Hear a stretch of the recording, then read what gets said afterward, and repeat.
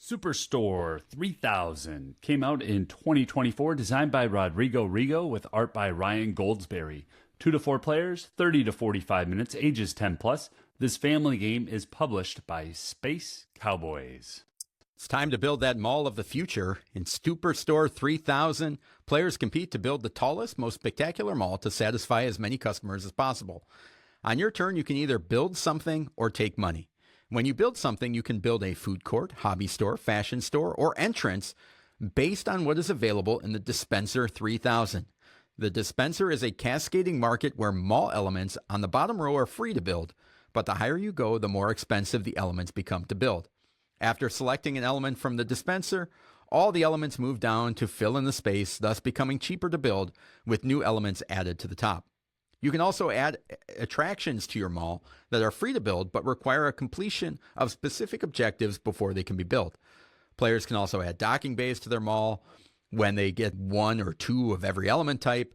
And docking bays allow you to expand your mall wider and can earn you additional points. Lastly, each player starts with 3 customers on their main entrance tile, and each entrance tile built from the main dispenser adds 2 more customers to your mall. These customers are looking to visit specific shops such as restaurants, bookstores, or clothing stores, and customers will move up to 3 tiles to reach an empty store that fulfills their wish. The player with the most served customers at the end of the game will earn bonus points. The game ends when the last tile enters the dispenser, and each player has the same number of turns. Players earn points for their attractions, docking bays, served customers, and their largest clusters of food courts, hobby stores, and fashion stores independently. And the player with the most points wins. So this is a tile building game in which you're building up your mall. I thought this game was fun, and I feel like if you're playing this game expecting an intense strategy game, you're playing the wrong game. Correct. It's designed to be simple and fun. There is luck in this game, but no more so than any other game that has a blind draw deck. Sometimes things work out for you, sometimes they don't, and the game is fast enough that I don't think it's an issue. No, and you jumped right to all the issues that have been stated about this game on Board Game Geek. I'm not going to do that. What I'm going to do, when I sat down at the table to play Superstore 3000, and I am designing a mall in the year 3000 that is 11 floors tall with Ryan Goldsberry art. If you've ever seen Paperback or Burgle Bros, that's the artist. Yeah. I'm thinking of kind of a zany, wacky adventure that's about to happen. And over the next 30 to 45 minutes, there was a zany, wacky adventure that happened. The rules teach, because there is some terminology and a few different, the flow of the game has a few different pieces. It took me a round or 2 to figure out what was going on. I had to ask Doug a few clarifying questions.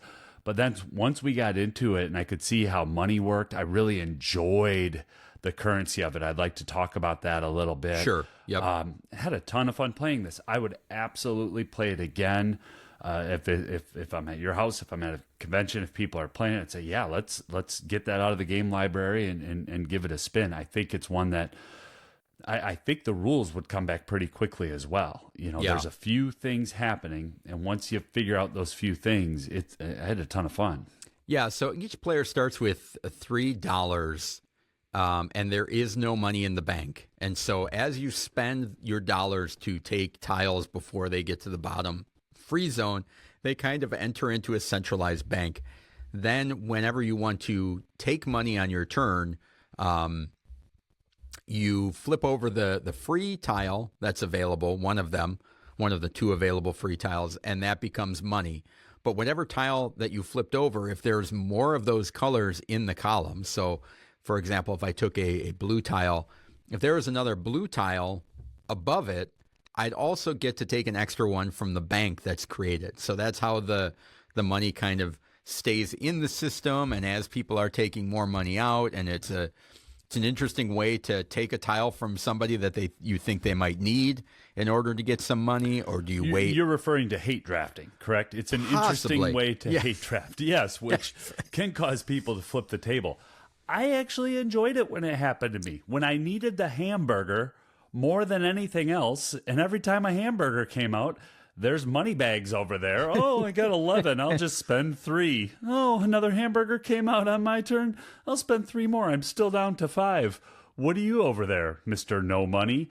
That's part of the game. And I want to just touch on it for a moment here. I don't think we have to belabor the point, but on Board Game Geek, it seems to be that games that involve luck and games that involve what I just talked about tend to get downgraded more than perfect information, where I can plan my next 4 turns and then go and have them work exactly how I wanted.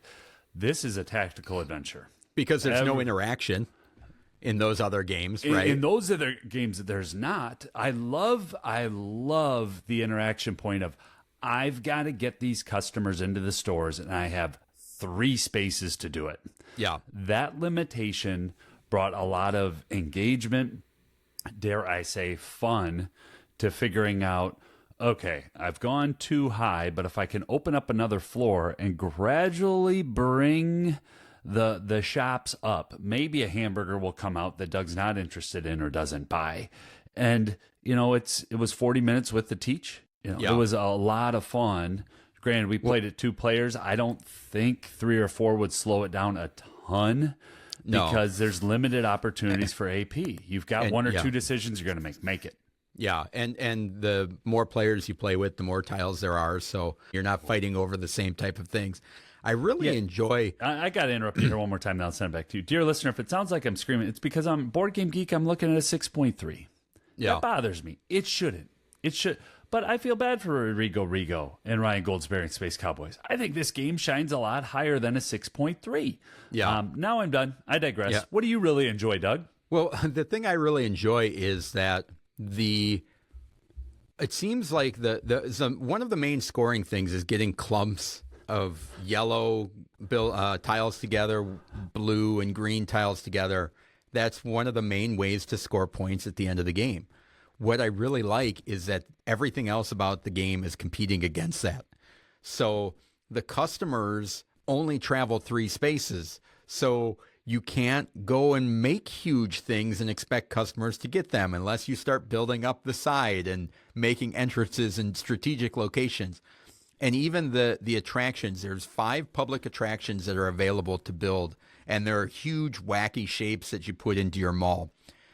They all have requirements, and those requirements are not necessarily based on getting clumps of things together. It might be have 5 green stores filled with customers, have 2 entrances above the 9th floor that are completely empty. And so you're working on those. Yep. And it's always competing against those clusters that you're trying to build, which I thought was really unique. And it was one of those things where we got halfway through the game and I'm like, I forgot to do it. We were more than halfway, but and you're able to kind of pull, and maybe that's the way it has to work, is at the end of the game, you start figuring out where you can add on, because if not, it's going to be hard to get some of those main attractions. Yeah, I really liked that limitation of the 11th floor.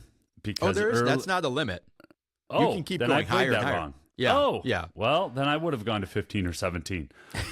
Dear listener, that's me. I'm glad you corrected that. But even wasn't much of a point to continue to go higher. You know what I mean? No, but you don't. Yeah.